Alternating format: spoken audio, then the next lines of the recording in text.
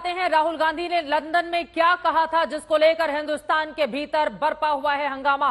राहुल गांधी का यह बयान हम आपको दिखा रहे हैं, जिसके जरिए आप समझ सकते हैं राहुल गांधी के बड़े बयान। उनकी ओर से कहा गया, भारत में लोकतंत्र खतरे में है, मेरे फोन में पेगासस था। राहुल गांधी की ओर से यह बयान दिया गया है, हम आपको लगातार दिखा रहे हैं, जिसको लेकर बवाल मचा हुआ है। जो सरकार से सवाल करता है उस पर हमला किया जाता है।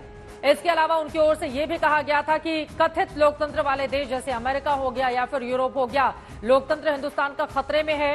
मैं हैरान हूं, इस तरह का नाम लेकर उनकी ओर से जिक्र किया जाता है। संसद में माइक बंद कर दिए जाते हैं जब भी कोई भी विरोधी दलों का नुमाइंदा उठता है अपनी बात रखने के लिए, खुद अपने भी माइक का वो जिक्र करते हैं।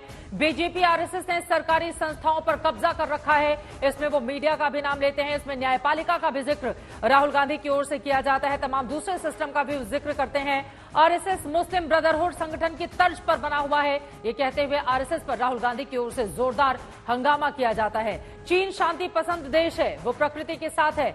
चीन के संदर्भ में राहुल गांधी की ओर से ये बड़ी बातें कही जाती हैं। और सबसे बड़ा सवाल जो लोकतंत्र को लेकर और प्रधानमंत्री नरेंद्र मोदी को लेकर, देखिए कश्मीर के मामले में वो कहते हैं कि इमरजेंसी प्रोन स्टेट है, तथाकथित हिंसक जगह, लेकिन वहां पर मुझे रोका जा रहा था पैदल मार्च करने के लिए, लेकिन मैंने उसके बावजूद वहां पर पैदल मार्च किया है।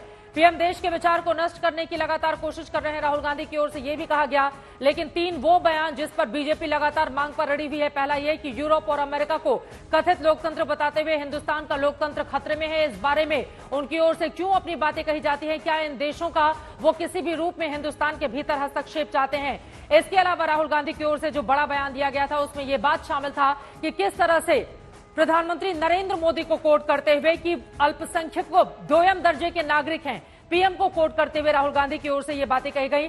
न्यायपालिका पर भी वो सवाल खड़े करते हुए कहते हैं कि न्यायपालिका भी हिंदुस्तान में स्वतंत्र नहीं है। यही कारण है कि राहुल गांधी इस वक्त निशाने पर हैं बीजेपी के, और लोकतंत्र को जिस तरह से शर्मसार करने का काम किया गया है, बीजेपी ये कह रही है कि राहुल गांधी ने शर्मसार किया है, उस पर वो सदन के भीतर माफी मांगे। हंगामा सिर्फ राहुल गांधी के बयान या फिर माफी मांगने की मांग पर ही नहीं रहा, विपक्ष भी पूरा जोर लगाए हुए है। विपक्ष अडानी के मुद्दे पर सरकार को घेर रहा है। विपक्ष ने सरकार के खिलाफ सड़क से संसद तक मोर्चा खोल दिया है। सड़क पर कांग्रेस कार्यकर्ताओं ने जमकर विरोध प्रदर्शन किया, तो संसद में कांग्रेस के साथ कई विपक्षी दलों ने सरकार के खिलाफ नारेबाजी की। विपक्ष मांग कर रहा है कि ईडी अडानी के खिलाफ केस दर्ज करे और मामले की जांच करे। बाकायदा आज तो ह्यूमन चेन भी बनाई गई है विपक्षी दलों की ओर से।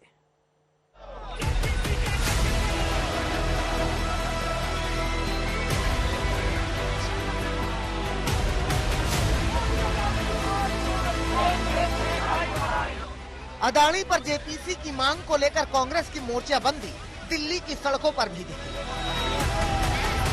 प्रदेश कांग्रेस के कार्यकर्ताओं ने राजभवन तक मोर्चा निकाला और केंद्र सरकार पर जमकर निशाना साधा।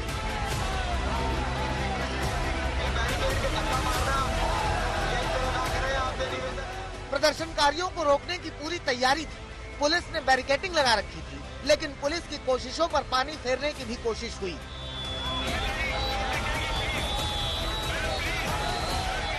जब सड़क पर हम लोग प्रोटेस्ट करते हैं, हम लोग एलजी साहब से मिलना चाहते हैं, जो कि हमारा हक है, हमें एलजी साहब से मिलने नहीं दिया जाता। ये बैरिकेड की लंबी कतार, ये पुलिस, वाटर कैनन्स, लाठी डंडे, सब कुछ हमारे ऊपर ये लोग उतारने के लिए तैयार रहते हैं।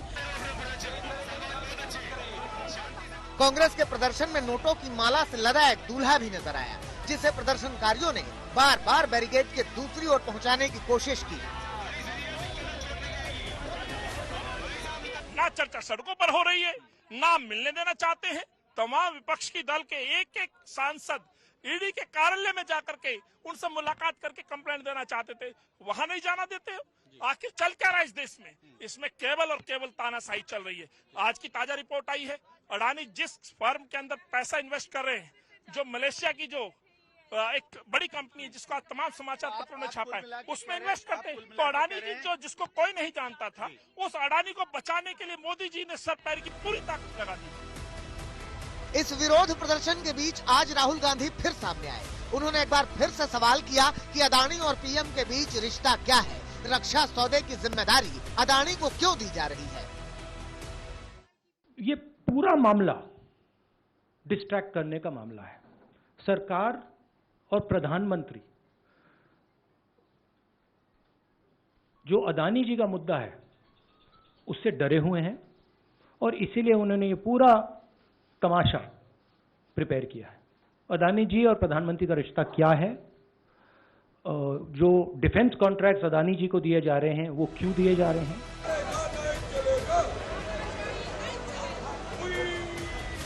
संसद में भी कांग्रेस समेत विपक्ष की दूसरी पार्टियों ने संसद परिसर में मानव श्रृंखला बनाई और अदानी मसले पर जेपीसी की मांग को लेकर सरकार को घेरा।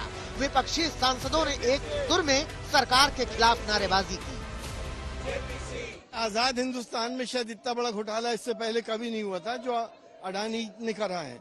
अडानी का मतलब बीजेपी नहीं है, अडानी का मतलब भारत सरकार नहीं है।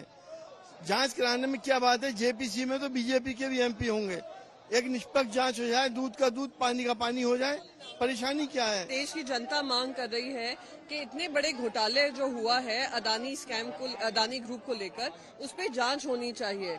आपने पब्लिक मनी जो एसबीआई है, एलआईसी का है, आपने उसमें निवेश किया है और आप किसी तरीके से उस पर चर्चा नहीं होने दे रहे हैं। आप देख रहे हैं शेल कंपनीज के माध्यम से उनके स्टॉक के प्राइसेस बढ़ाए जा रहे थे। 10 लाख करोड़ जनता का पैसा डूब गया है। अदानी को लेकर कोहराम बजट सत्र के पहले चरण में भी था और अब भी है, और जिस तरह से ये हंगामा बढ़ता जा रहा है उससे अंदाजा लगाना आसान है कि ये मुद्दा 2024 के चुनावों में बढ़ चढ़ कर भुनाया जाएगा।